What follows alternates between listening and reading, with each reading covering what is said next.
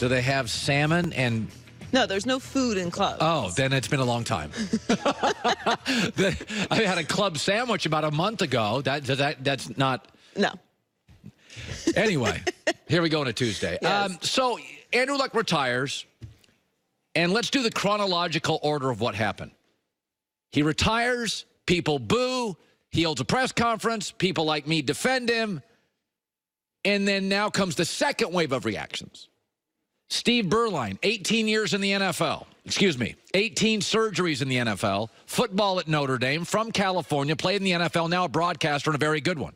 He came out yesterday. He didn't like, and by the way, this takes guts because everybody's petrified of the Twitter mob. Everybody is so PC now in sports that if you have an opinion that's contrary into the Twitter movement, you get crushed. And Berline came out yesterday, a guy with 18 surgeries in the NFL, and he goes, I'm a huge Andrew Luck fan, always have been. But I can't defend or justify no scenario where retirement's indefensible. To do this to teammates, organizations, fans, NFL 2 weeks before the season's not right. I love the guy. This is going to haunt him.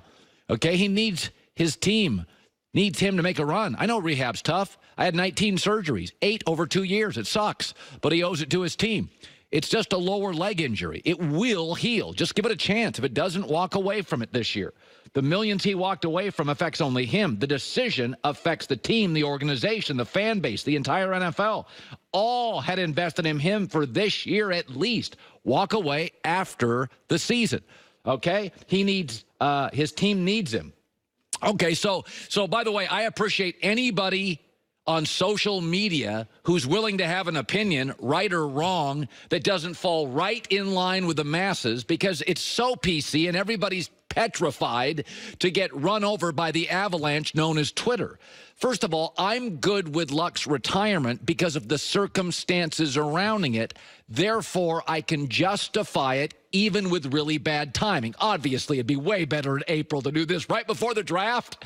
Of course, the timing wasn't perfect. So to me, circumstances make this retirement okay for me. But I will say this, and I read this the last 24 hours. I heard all sorts of people saying, who are we to say this and who are we to do that? We're sports media, and there's political media, and there's tech media, and we have opinions, and you don't have to like them. Don't tell me that all retirements are equal and that we should celebrate all players equally. I will celebrate Luck because I thought he inherited a tire fire, took him to far greater heights than they deserved, and now is living with some chronic current pain. I'm all in on him. But let me throw this out to you. Kansas City, Patrick Mahomes gets to the Super Bowl. They're playing the Philadelphia Eagles. And Patrick Mahomes, Saturday night, retires saying, I can't take the stress. I am mentally exhausted. We all good with that? Leaders do not bail on the infantry heading into battle. This is why you ask when you draft a quarterback about mom and about dad and about family and about cousins. How will you handle the money? How will you handle the stress? This is why we blame Big Ben for some of Antonio Brown's pushback. We hold quarterbacks to different standards. We pay them more. We ask more brutal questions in the draft process. This is why. Not all retire. If Russell Wilson, you know, Joe Buck calls the World Series for us, and Joe Buck calls the Super Bowl for us. One of the reasons, and there's thousands of great play-by-play guys in America, one of the reasons we pay Joe that is we know 4 minutes before the first pitch, he's not going to go, I'm freaking out. I can't do this. You pay for a lot of things for quarterbacks, not just he's got a big arm and wow, he can really run. You pay for maturity and leadership and toughness and guile and mettle and durability, and sometimes you don't get an A+ with all of those. Andrew Luck's retirement is justified based on what he inherited, what he overcame, and what he is now dealing with. But if you look at the history of Hall of Fame quarterbacks, they have one thing in common. It is not size. It is not arm strength. It is not mobility. It is not dominant in college. Hell, half of them we didn't even see play in college. It is not you went in the first round. With all of them, with no exception, they were all great leaders. And leaders don't bail on their men. Schwarzkopf to Patton to Kobe to Michael to LeBron to Brady before battle. Unless, like Andrew Luck, it is justifiable physically, which in my opinion, it is. But if Andrew would have retired a couple of days ago because the stress of playing is too much, he would have deserved criticism instead of deserving what he received overwhelmingly, which was condolences for the injuries. We feel terrible for your decision. This is actually courageous. Go get him, man. Not all retirements should be treated equally. Quarterbacks are defined by leadership qualities, and leaders should never, if at all physically possible, bail on a team right before the big mission. Let me switch to this. So Aaron Rodgers talked about, and he's obviously going to be a first ballot Hall of Famer, super, super talented guy. He did not like how Andrew Luck was treated by the fans in Indianapolis when the announcement came in late in the game. I thought it was pretty disgusting. You know, he's making a really tough decision. And even before that, you know, he makes a decision. I don't know why that doesn't stay in-house to kind of protect him a little bit. Although, when I think about it, I thought it would have been, you know, more of a standing ovation type thing and a thank you than boos. Aaron, you're a smart guy. You're smarter than this. Sudden, jarring, bad news always equals confusion and usually equals initial anger. Throw in 4 Bud Lights and you expect fans to contextualize it perfectly in the minute? Okay, go to social media for 5 minutes. Reaction without context. That is Twitter. The fans who were at that game were hanging around in the fourth quarter of a preseason game.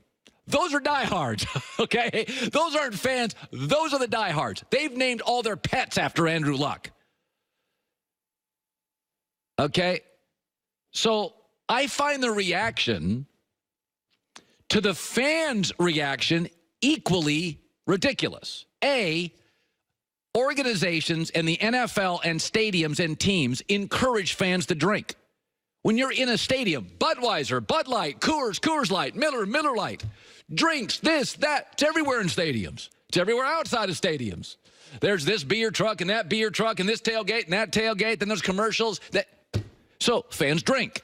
That's why marketing works. That's why we can charge so much for commercials. Secondly, there is something called the mob mentality. Psychology, look it up. I'm not making it up. People tend to be more aggressive when you put them in groups. If you put groups of men together, they get a little more courageous and a little more aggressive and a few more catcalls. These are real things. So, fan equals fanatic, alcohol added, a mob mentality in the fourth quarter of an NFL game, and you expected people to give a standing ovation off sudden, jarring, really terrible news for people who pay a lot of money to go to NFL games? Media, get off your high horse. Aaron Rodgers, you're smarter than that.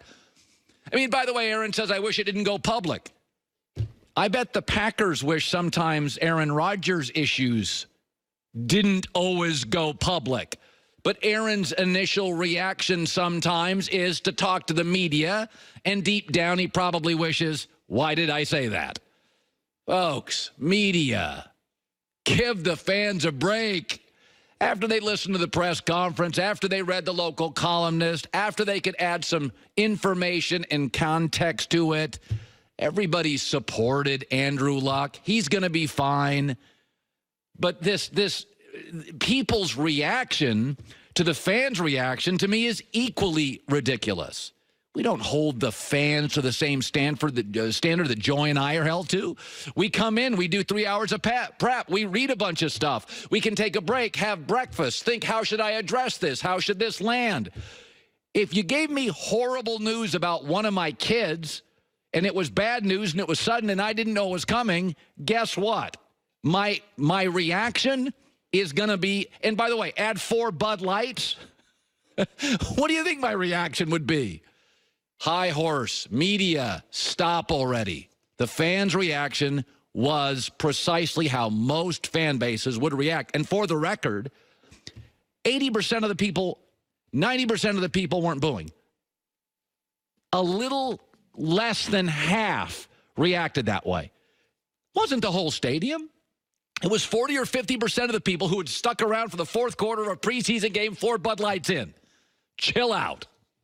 All right, coming up next, there is a new way to get really good players in the NFL. It is not free agency. It is not the draft.